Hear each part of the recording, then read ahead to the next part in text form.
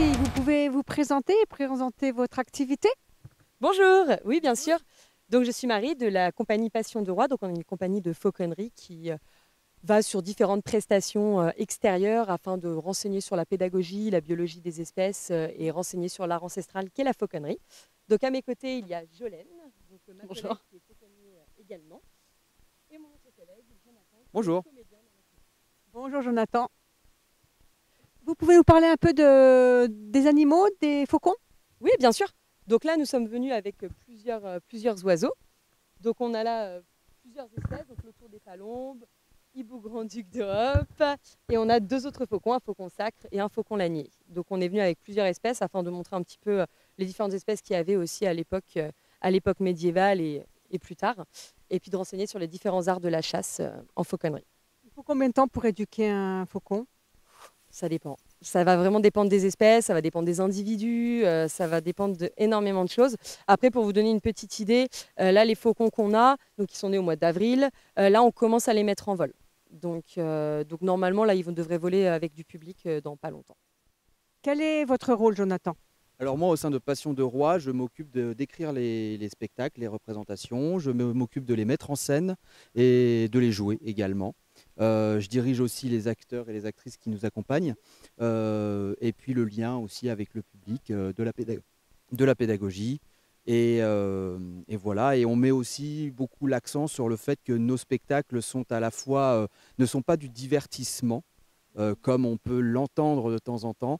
Il y a vraiment une mission à la fois sociale, politique et écologique à présenter toutes ces espèces, à en parler et surtout à faire en sorte que le public ressorte de nos interventions en ayant compris, en étant sensibilisé justement à la préservation et à la conservation de ces espèces. Un rôle très important. Absolument, très important, essentiel, plus que jamais.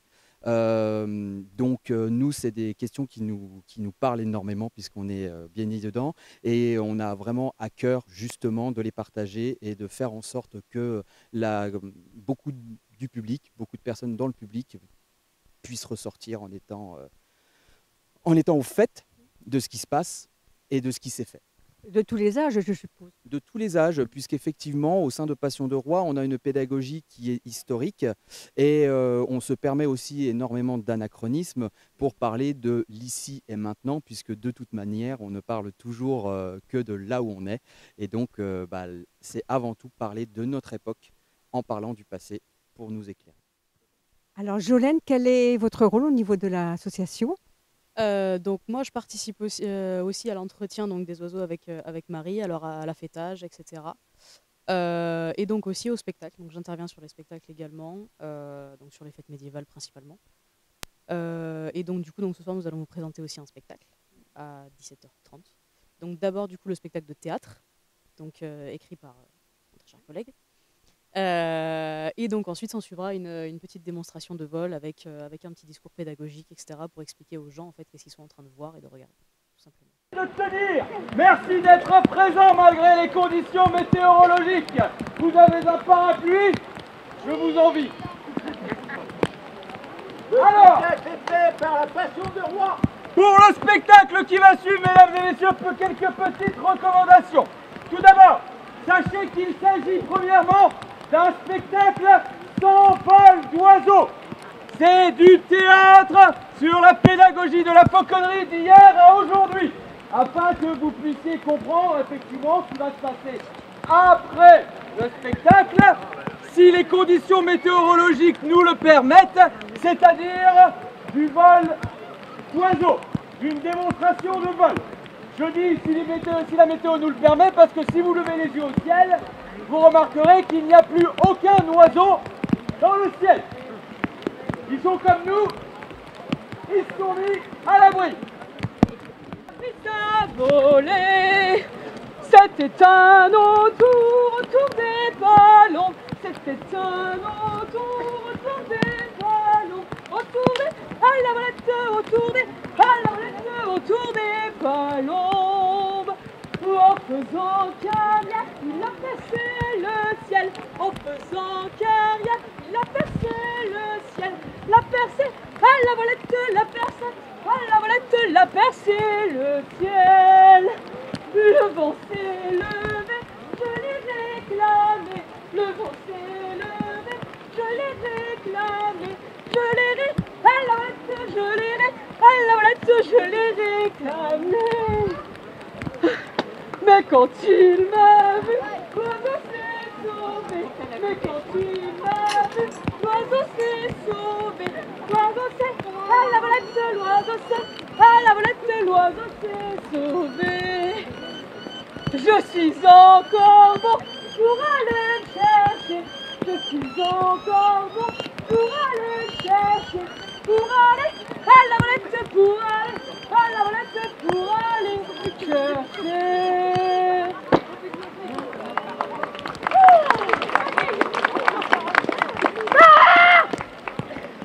Ah, qu'est-ce que c'est? Vous m'avez entendu chanter? À moi qui me croyais en compagnie de Dame Solitude. Oui, j'aime à chanter la comptine du bal et du fauconnier lorsque je reviens de la ville. Et alors, apprenez que je suis justement valet de fauconnier et que je reviens justement de la ville. Comme de par hasard. La ville où Monseigneur Charles VIII m'a donné ordre de me procurer les ingrédients nécessaires à la préparation d'un onguent pour soigner la fête de notre hypo-grand-duc. Monseigneur de Serrault et fauconnier, n'est-ce pas que ça en jette? Et bientôt, garde des oiseaux du roi de France. Mais à ce propos, Monseigneur doit bientôt présenter son traité de fauconnerie à quelques nobles personnes missionnées par Sa Majesté afin de les convaincre d'effectuer, devant l'œil royal, quelques grandes démonstrations de fauconnerie. C'est ce qu'on appelle le filtre administratif du royaume de France. Quoi qu'il en soit, le traité de Monseigneur lui a déjà permis d'accroître sa notoriété. C'est une célébrité. On en parle dans tout le royaume. Mais vous savez, être fauconnier, c'est quelque chose. Mais que serait un fauconnier sans son noble et dévoué valet? Imagine-toi un chevalier sans cheval? Eh bien, de même que le sommet de la montagne a besoin de la pierre qui se trouve à sa base pour la supporter, un fauconnier a besoin d'un valet pour l'assister. Je le sers depuis l'enfance et je dois dire que Monseigneur n'en serait pas là où il en est aujourd'hui si je n'avais pas toujours été à ses petits soins. Je suis en quelque sorte la clé de voûte de sa carrière. Mais c'est pas de moi. Ce n'est pas que je ne veux pas vous égayer les oreilles de mon autobiographie, mais j'ai un travail, moi. Où se trouve Monseigneur de Serrault? Quelqu'un l'aurait-il vu? L'as-tu vu? Quoi? Non! Personne? Qui l'a vu? Il est dans la tente? Il dort? Encore? Ah! Oh, tu avais raison! C'est à moi qu'il incombe de réveiller le dragon! Monseigneur! Monseigneur! Monseigneur, il faut vous réveiller!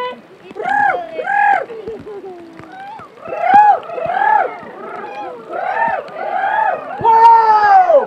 Qu'est-ce que c'est? Vous dormiez? Mais évidemment que je dors! Ah, il faut vous réveiller! Fiche-moi la paix! Bah, il y a des gens pour vous! De quoi? Bah, il y a des gens devant la tente! Mais qu'est-ce que tu veux que ça me fasse? Bah, je crois qu'ils aimeraient vous voir! Qu'est-ce que tu me chantes là? Ah! Il y a des gens! Ah bah, je vous l'avais dit! Mais tu m'avais pas dit que c'était ces gens-là! Ces gens-là! Oui! Bon, ce sont des gens, quoi! Ce qu'il y a de plus ordinaire, ce ne sont que des badauds accompagnés de leurs ménagères et de leurs mouflets! Ce ne sont pas de simples badauds, de banales ménagères et de vulgaires mouflets imbéciles! Ce sont eux! Eux? Mais qui ça, eux? Mais eux, triple buse, les nobles envoyés par Sa Majesté, celles et ceux qui ont pour mission de m'examiner oralement pour que je puisse présenter mon traité de cochonnerie devant le roi. Vous vous l'aurez, mes filles? Je puis vous assurer que ces personnes ne ressemblent pas à des nobles. Aurais-tu de la fiente dans les yeux? C'est une ruse afin de t'examiner par surprise. Et toi, tu te laisses berner par les apparences. Vous voulez dire qu'ils sont comme le hibou grand-duc d'Europe, qui se fait passer pour de l'écorce de bois, grâce à son plumage mimétique qu'il habille comme un arbre? Certes! Ah! Vous avez raison, monseigneur! L'habit ne fait pas le moine! Parmi cette forêt Dieu, je vois qu'il me regarde d'une telle manière qu'on dirait qu'il me juge et m'examine. Ce sont eux, monseigneur! Oh, et moi qui croyais que... Oh, misère, de misère, de misère, de misère, de misère, de misère! Laisse-moi faire!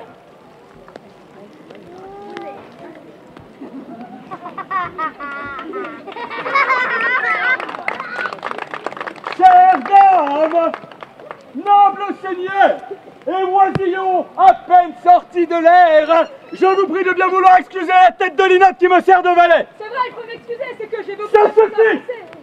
Que je suis heureux et honoré de vous recevoir. Tout est prêt afin de vous permettre d'exercer la difficile tâche que le roi vous confiait il y a quelques jours. Et je suis persuadé que vous êtes impatients et impatientes de pouvoir retourner à Paris afin de rendre compte à Sa Majesté de mes capacités à endosser la charge de garde des oiseaux du roi. Le temps est précieux, n'est-il pas vrai? Et avec cette pluie, vous conviendrez qu'il faut bien aller vite. Non? Alors commençons si vous le voulez bien. Martine, Oui, monseigneur? mon traité. Tout de suite, monseigneur. Vous avez certainement entendu parler du fait que je m'apprête à révolutionner le monde de la fauconnerie. Je prétends proposer une fauconnerie moderne, une fauconnerie du XVIe siècle. Monseigneur? Une fauconnerie plus en adéquation avec notre environnement, respectueuse du vivant et propice à la préservation de nos espèces européennes. Monseigneur? En un mot, la fauconnerie des temps modernes. Monseigneur! Quoi? Votre traité? Eh ben quoi? Eh ben apporte-le-moi. Ne vois-tu pas que ces nobles personnes s'impatientent? C'est que votre traité a disparu, monseigneur. Il a quoi? Disparu. Excusez-moi. Comment ça, il a disparu, Martine? Reviens là. Reviens là, ça glisse avec ta pluie. Reviens. Où est-ce que tu l'as rangé? Cherche-la. Cherche-la. Reste pas planté comme un radis. Cherche. Mon traité. Pousse-toi. Mon traité.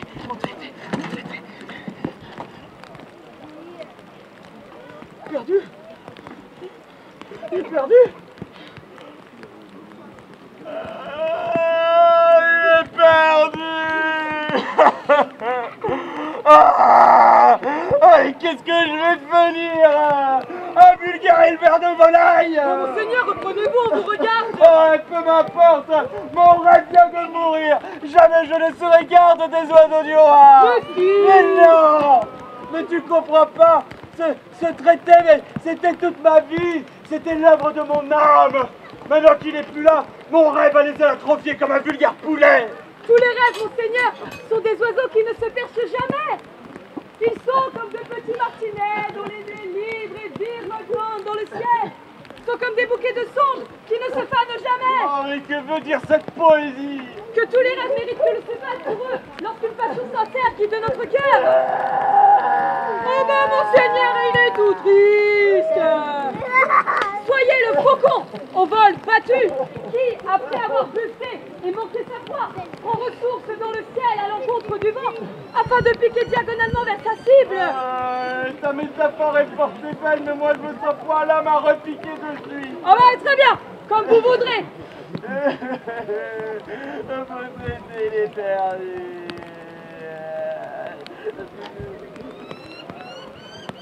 Oh! Mais qu'est-ce que tu fais? Eh bien, puisque vous ne vous sentez point l'âme à repiquer de suite, je libère nos faucons afin qu'ils puissent, eux, piquer comme vol ensemble dans la nature. Mais tu es folle! D'abord, ce n'est pas un faucon, c'est un autour des palombes, repose-le! Du pareil au même. Mais par tous les saints, Martine, tu le fais exprès! Tiens-le bien, surtout ne le laisse pas s'envoler avec cette pluie! Monseigneur, franchement, je ne vois pas la différence entre ces oiseaux, ce sont des oiseaux. Et puis voilà. Voilà! Voilà. Bah quoi, voilà?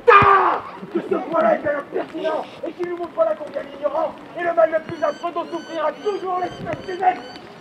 Voilà. Et le profilé de ses ailes, cuistre fiefé, qu'en fais-tu? Toutes ces années passées à m'assister ne t'auront donc rien appris. Le quoi? Le profilé, sourde que tu es, l'autour a les ailes arrondies qui lui permettent de planer, mais qui l'obligent à effectuer des attaques à tir d'aile, c'est-à-dire en les battant très vite pour fondre sur sa proie. Son balai est plus large que la queue du faucon, ce qui lui permet d'effectuer de soudains changements de direction lors de son tête. Tiens-le bien. Le faucon, quant à lui, a les ailes en forme de faux. De quoi? De faux. Ah! Ouais. L'outil agricole, d'où son nom, faucon. Faux. À la différence de l'autour, le faucon a un battement d'ailes permanent et ne plane pratiquement jamais. Il monte très haut dans le ciel. On dit qu'il fait carrière. C'est comme dans la chanson. Mon petit oiseau.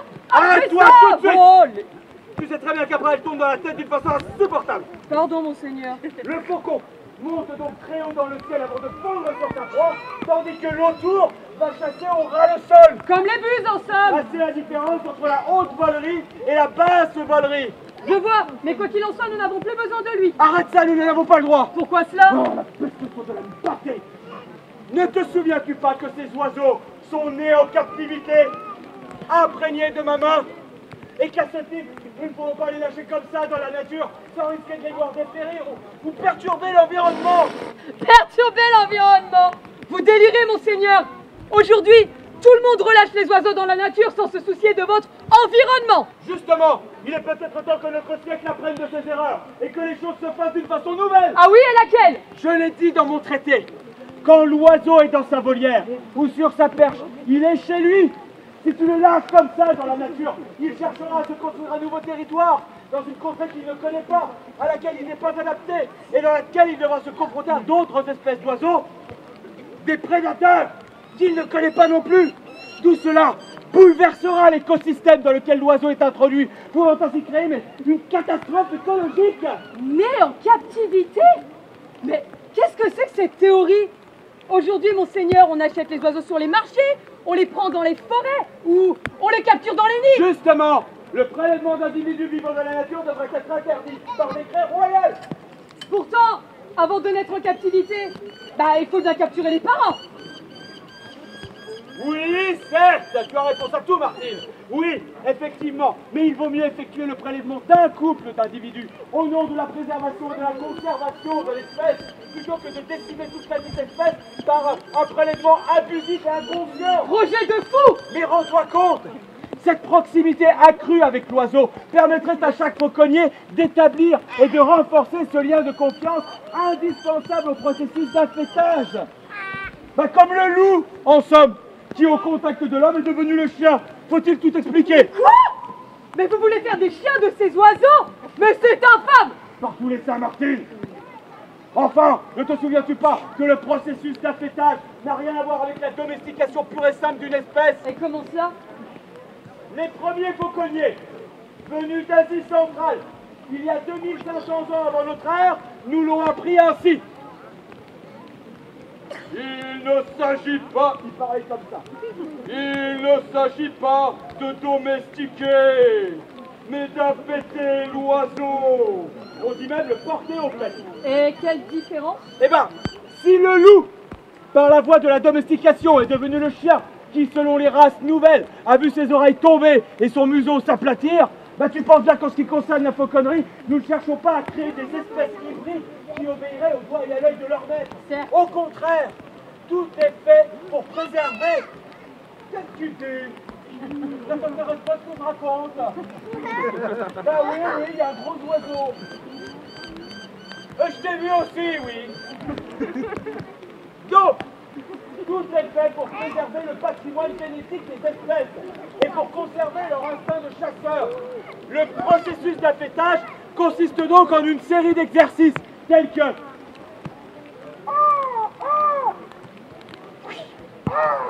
bravo, les pas sur l'heure ou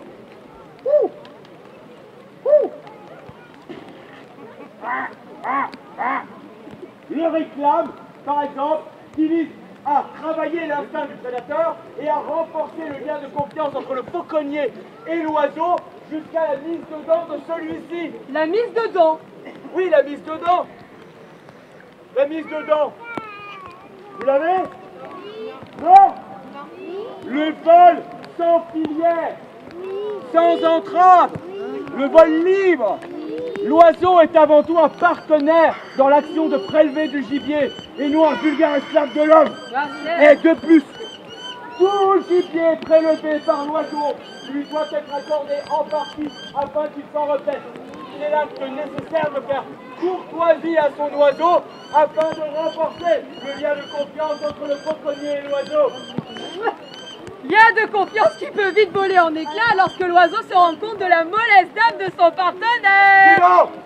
Comment oses-tu dire une chose pareille? Tu mériterais de te faire piquer par mon falco Myrmicus. Oh non, monseigneur! Cet oiseau de malheur honore pas le fauconnier. Je préférais encore me faire rosser par un bâton. Ça peut encore s'arranger. Maintenant, repose cet autour des palombes sur sa perche et nous lui l'allons. Mais ne peut-on pas le faire voler un peu? Rester ainsi perché toute la journée me semble être d'un tel ennui que je n'aimerais pas être à sa place. Il doit avoir besoin de se dégourdir les ailes. Alors, si pour toi, être perché toute la journée te semble d'un ennui mortel, sache que pour lui, il n'en est rien. Ainsi en hauteur, l'oiseau observe, se repose ou se protège de la pluie. Et si tu ne trouves aucun plaisir en cela, sache que d'une façon générale, l'oiseau ne volera jamais que par entière nécessité, comme le besoin de se nourrir, de se reproduire, de migrer ou d'échapper à un prédateur. Tout oiseau préférerait être oisif.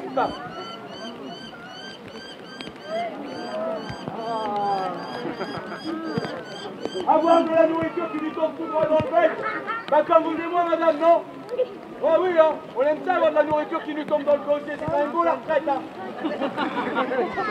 Il n'y a que l'être humain qui puisse se balader sans aucun autre but que de se changer les idées.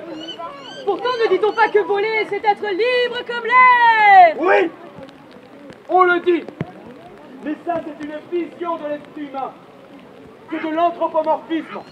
L'être humain a toujours associé son désir propre de liberté au vol libre de l'oiseau. Sauf que pour lui, il n'en est rien.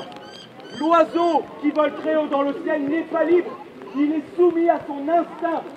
Il a un objectif, car voler lui demande énormément d'énergie. Allez, repose-toi autour des palons maintenant. C'est trop long. Mais pas comme ça, enfin! Bon. D'abord, l'oiseau au gant. Les jets en pression entre le majeur et l'annulaire. Jusque-là, ça va. Puis de ta main droite, tu viens nouer ces mêmes jets autourés. Lui-même fixé à la longe, relié à la perche. Et ensuite, tu l'invites à venir se percher. Pas l'inverse. Voilà. Regarde-le. Est-ce qu'il n'est pas beau perché de cette façon? Certes, monseigneur. Il me tarde d'acquérir un aigle royal afin de compléter mon équipage. Quoi? Cet oiseau ignoble? Oh, monseigneur, vous n'y pensez pas? Mais pourquoi pas? Mais j'ai bon espoir que l'aigle royal soit bientôt reconnu comme un oiseau noble, c'est-à-dire propre à la fauconnerie, car j'ai réussi à récolter, une bagatelle, lors de mon dernier voyage en Mongolie, des preuves qui stipulent que l'aigle royal n'est pas un vil charognard, comme on le pense, mais bel et bien un redoutable prédateur. J'en ai vu, Martine. Vu, de mes yeux vus, fondre sur des loups enragés. Imagine. Et c'est là un autre de mes rêves, que nous puissions partir à la chasse avec un tel oiseau. Ne serait-il point là l'occasion de protéger les pâturages où pêchent ça et là vaches et brebis, des attaques de loups, de lynx, de renards et d'ours, en les effrayant de la présence de l'aigle? Cela ne marchera jamais. Et pourquoi pas? Il faut être fou, monseigneur, de vouloir faire voler un oiseau aussi farouche. Voilà. Voilà. On appellerait cela l'effarouchement. L'effarouchement, c'est-à-dire l'action d'instaurer un climat d'insécurité pour certaines espèces qualifiées de dangereuses ou d'invasives. Ce dernier voyage en Mongolie vous aura totalement retourné l'esprit. Et vous voilà pris d'une nouvelle lubie qui vous fera perdre votre réputation. Mais au contraire, cela révolutionnera la fauconnerie.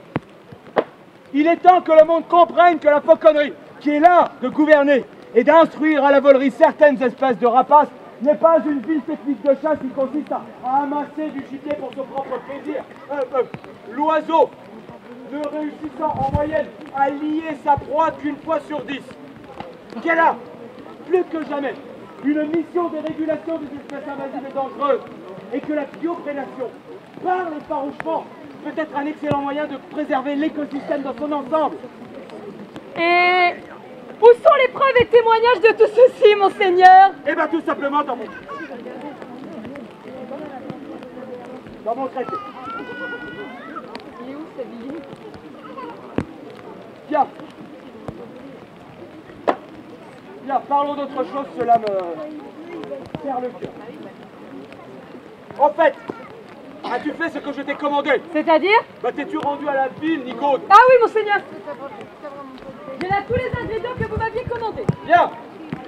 Alors, comme indiqué sur votre liste, il y a là de l'huile de jaune d'œuf, du gros sel et une seule goutte de rose. Ça, c'est pour la pâte enflée de notre hibou grand-duc. J'ai aussi pris la liberté de me procurer de la bonne à bouillir afin d'y tremper les graines, les cuisses et les miches froissées des ailes et queues de nos oiseaux. C'est bien. Nous allons pouvoir réparer les plumes endommagées et nous occuper de notre patiente au doigt pour souffler. Bien, Martine? Oui. Apporte-moi un récipient. Ah oui. Que je puisse préparer la mixture. Merci. Bon, bah maintenant pour me souvenir de la recette. Monseigneur, puis-je vous poser une question? Bah dites toujours, on verra. Que fait-on des oiseaux qui ne sont plus en âge de voler pour l'exercice? On leur fait prendre leur retraite. C'est-à-dire? En ce qui me concerne, je prévois de leur permettre d'écouler des jours heureux pour leurs dernières années dans une immense volière où ils ne manqueront de rien. Mais vous voulez dire qu'ils vivraient comme des rois? Et alors, ne l'ont-ils pas mérité? Bah, n'est-ce pas ce qui se fait déjà? Hélas, non. Notre siècle est si sombre qu'il faut bien trouver le moyen d'y apporter quelques lumières. C'est un projet de retraite que je prévois pour mes propres oiseaux et pour lequel j'ai bon espoir que tous les fauconniers du royaume s'y soumettent pour le bien-être de leurs partenaires. La manière dont une société traite les animaux, et ses vieux en général, en dit long sur sa propre mentalité. Mais sans mon traité, il m'est impossible de défendre un tel projet. Bien. Heureux oiseaux. Pourquoi cette question? Eh bien, je me disais, maintenant que vous êtes assurés de notre misère et le garde des oiseaux du roi, il serait peut-être temps pour moi aussi de songer à prendre ma retraite. Quoi? Bah, je vois bien que le temps passe. Je sens dans les articulations. Mais tu n'as que 30 ans, enfant. Eh bien, justement, la vie n'est point faite pour se briser les os au travail et je pense que j'ai fait ma part.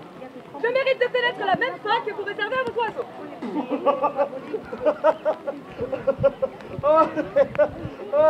Pourquoi riez-vous? Oh, qu'est-ce qu'il faut pas entendre, Martine, enfin. Mais tu me sers depuis l'enfance, mais nous savons tous les deux que ta vie a moins de valeur que celle des oiseaux. Ah bon? Bon, enfin, n'a-t-on jamais vu une gueuse, une manante, une paysanne écouler des jours heureux avant de passer de vie à trépas? Eh bien, justement, il est grand temps que ce sombre siècle change et que l'on reconnaisse enfin la sueur dépensée de ceux qui travaillent. C'est la lutte finale. Groupons-nous. Dis donc, et demain. Martine, tes parents ne t'ont-ils pas confié au mien afin de me servir? Ah bah si, c'était une forte volonté de ma maman. Et je présume qu'il ne te ferait rien tant plaisir que d'honorer sa mémoire Ah bah en c'est- accomplissant ses dernières volontés. Ah, oui, c'est là où je mets ma gloire la plus grande. Alors je t'annonce tout net que tu ne prendras ta retraite que lorsque je te l'aurai permis. Ou bien nous trahirions tous deux la mémoire de ta défunte mère. Quoi? Oh non, ah, c'est injuste que je me saigne aux 4 veines pour de stupides volatiles sans en tirer quelques compensations. Le fauconnier, entends-tu bien Martine, est au service de l'oiseau. Et le valet du fauconnier plus encore. Les mystères de la création nous ont permis de coexister, nous, le genre humain, avec ces créatures magnifiques et mystérieuses. Oh, bien sûr, beaucoup de ceux de notre espèce ne reconnaissent pas la beauté de ces animaux, tantôt qualifiés de bêtes de somme, de pantins et même d'esclaves, et présument que leur vie et leurs droits seraient inférieurs aux nôtres. Je prétends qu'il n'en est rien. et qu'en tant que fauconnier, je leur dois mon mérite, la construction de mon esprit et l'essence de mon âme. À cela, monseigneur! Oui, à tous ces oiseaux, je leur dois mes soucis, mes scrupules, mes tendances de cœur, mes goûts de crépuscule, mes frissons délicats et mes larmes aux yeux, tout ce qui m'envahit de noble et d'orgueilleux. Je leur dois mes soucis, mes échecs, mes succès aussi. Je leur dois celui que je suis et celui que je serai. Monseigneur? Pardon.